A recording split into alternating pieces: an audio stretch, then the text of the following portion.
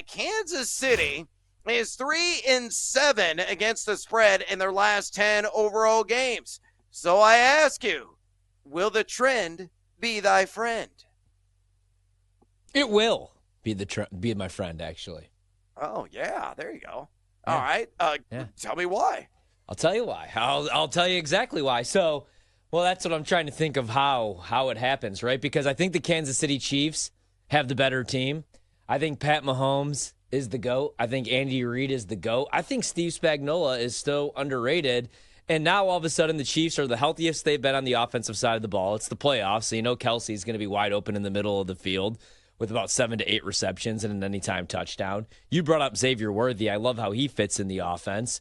And Hollywood Brown let me down. D-Hop didn't have a single catch last week, so one of them at least probably bounces back this week against this Bills defense, which has been shaky. And also, the Bills a much better team at home. They have to go on the road to Arrowhead. Oh, and they had to play the Ravens last week and kick the crap out of each other for 4 quarters, while the Chiefs got the Texans at home on extra rest. Oh, man, I'm looking at some of the Bills' losses this season on the road. The Ravens, the Texans, the Rams, the Pats lost at the end of the season. I mean, Josh Allen only played 1 snap in that game. I'm going to go with the Bills because I think Josh Allen, I think it's a magical run, a magical carpet ride, if you will. And he's just, if it's not this year, I don't know that it's ever going to happen. So I don't know how. I just think Josh Allen somehow finds a way to get it done. He's done it in the regular season. I think the Bills win this game. I just don't know how it happens on the field. So I'll just roll with the trend with you and Josh Allen here. Yeah, the trend is going to be thy friend, which means Kansas City, that ATS, they're going to lose yet again. Again, 3-7 over the last 10 games. A lot of the advanced data kind of backs that up, especially in the offensive end of things. You look at what Buffalo has done over the last 5 weeks. They're number 4 in the NFL in pass EPA offense and overall EPA per play offense. They're, again, on the offensive side. Defensively, that's the area of susceptibility. Number 19 and total EPA defense over that 5-week span. Now, Kansas City, rather mid-May, just kind of vanilla during that same stretch. A pair of 13s, EPA per play offense and EPA per play defense. Buffalo, they did win 30-21. That one in Western New York in that matchup back in week 11, and this one being at Arrowhead will make a difference with a full-throated, 80,000 that are going to be red-clad there in attendance. But I agree. I think the back end is going to have to rise the occasion and play much better than what they showed last week against the Baltimore Ravens. If they can do that, play just average-level football for Buffalo, I think they have the offensive chops and the firepower. They can run all day with Josh Allen and James Cook. And Allen's just done a marvelous job, masterful job of spreading the love around, whether it's the Khalil Shakir, the pair of tight ends, Keon Coleman. Matt Collins has had a couple of big catches. They will find a way to win this game, I think, in the final moments. Everything has broke right for Kansas City with 2 minutes left. This will be the lone occasion this season it breaks the other way, and Buffalo finds a way to win. That's why I bet him plus 110. On the money line. All right, let's move on to the NFC title game. Philadelphia, 7-3 ATS in their last 10 overall games. Horvat, will the trend be thy friend? The trend will be my friend. Fly, Eagles, fly. I'm going to tell you why the trend's going to be my friend, because the Commanders' run defense is going to be the worst unit on the field. Saquon Barkley is doing things that we've never seen done. Guy's awesome.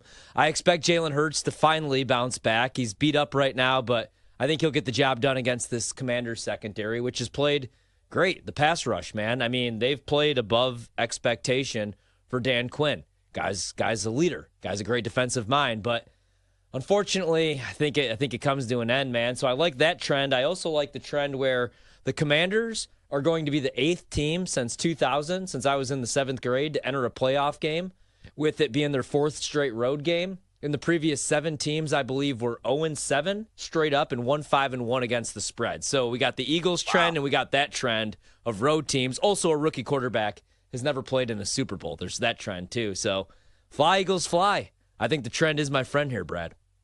I say the trend will not be thy friend. I like Washington plus the 6. quite honestly. I think this game is going to be nip and tuck. I think it's going to come down to a field goal boot. Now, look, I think Jake Elliott is going to split the uprights, and Philadelphia does march on to New Orleans. I think they're going to win this game straight up, and I think 6 points are too many. I think it's going to be closer to the last time we saw these two teams, but maybe the score is going to flip, and that was 36-33 Washington, and that went back in Week 16. That could be ultimately the final score in this one, but with Philadelphia out ahead. Both these offenses are dynamite. Top 10 in EPA per play offense here for the last 5 weeks. I just think there's way too much firepower on this Washington team to keep them completely at bay, to keep them under wraps. Jane Daniels are playing at a ridiculous level. Thread needles, making plays with the legs, whether it's a Terry McLaurin through the air, Diami Brown, Zach Ertz, Austin Eckler, who you like. They just have weapons galore. They got all kinds. It's like Harper's Ferry. They have an arsenal in there, and John Brown's going to come in, right? There's a historical throwback for you. Look, I like Washington plus the points here. I don't think they get the doors blown off of them by the Philadelphia Eagles. So not so fly, Eagles fly. Again, I think they're going to fly and flap their wings into New Orleans in the Super Bowl, just not scoring the cover. All right, let's go to college basketball. We got a couple of games tomorrow that are interesting, and they're at the mid-major level, but we have significant trends. Here is one. UC Irvine, the Anteaters, are 14-4 ATS on the season. They're at UC Riverside. We use KenPom. KenPom has Irvine as an 8-point favorite Thursday night. So will the trend be thy friend? Ooh. Syracuse, by the way, about to cover for me somehow. They're only losing by 14 as they're going to dribble out the clock. I cannot believe this. I was ready to throw this one in the fire. Wow. 86-72. The number, I would want like 2 to 3 points of value if I'm betting something, right? So I don't want to bet this, but I would only be able to bet Irvine. We just saw this at the beginning of the month, man. And they were actually down by 6, I believe, at the half. Then they outscored them by 30 the last 20 minutes in the second half, 52-22.